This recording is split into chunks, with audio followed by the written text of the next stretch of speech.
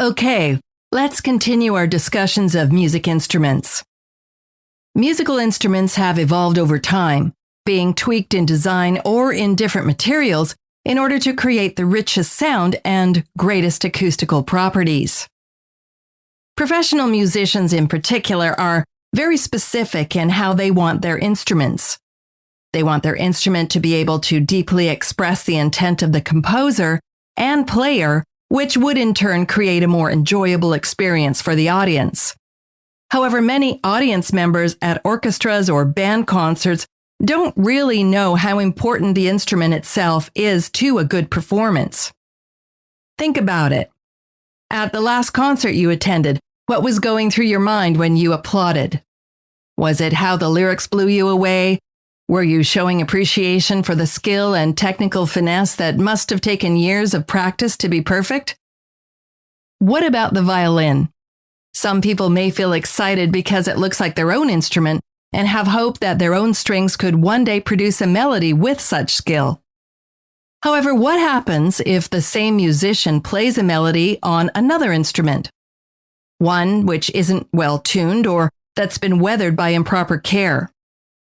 Think about this.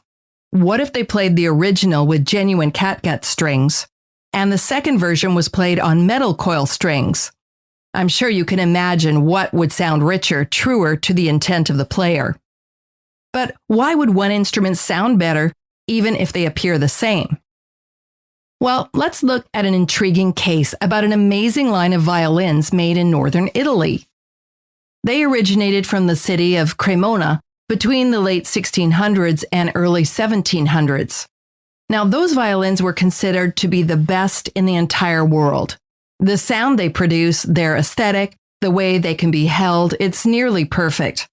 However, the violin makers back then weren't more skilled than the ones today. In fact, today's violin makers can replicate Cremonese violins pretty much perfectly. Dimensions, string tension, how sanded down the fingerboard was, no detail was left out. However, the replicas still can't live up to the sound quality of the original. Why is that? Well, for a while, people thought it was the varnish being used to seal the wood, and that the Cremonese violins had special varnish that made them sing when played. Chemical analysis showed this wasn't so. They used ordinary furniture polish. So, recently, a scientist took a shaving from one of the old priceless violins and discovered something interesting. The wood has a unique density pattern. From that, today's violin makers were able to further perfect their own designs and replicas. Yes, Eunice. But what was so special about the wood's density? Well, density is determined by how trees grow. Old trees that live in areas with dramatically changing seasons will grow quickly in the springtime and slow down drastically in the fall and winter. Early fast growth results in slightly more porous wood. Later, slow growth, on the other hand, is much denser and less porous. From this change in growth, trees will show rings in their center. When cut down, darker wood is dense, lighter wood is porous, and the change is called density differential. So, variation in the wood's density will affect the sound that an instrument can make. The sound will become a bit muffled in porous wood. When scientists took a close look at the shaving piece from the Cremonese violin, they found no differential. The density of the wood was almost exactly the same throughout. Meanwhile, modern violins often had a great difference in density variation, which would create lovely staining patterns across the wood.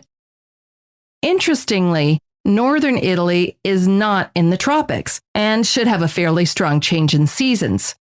During the time when Cremonese violins were made, Europe was going through a mini ice age, a period of years where the summers were significantly cooler than normal. Now, because of this, trees grew at about the same rate throughout the year, resulting in a density differential that was relatively small. Okay, but how would someone replicate that kind of environment? Well, they didn't grow a bunch of trees in a greenhouse. Instead, a scientist found out how to process wood to force the properties to resemble Cremonese wood.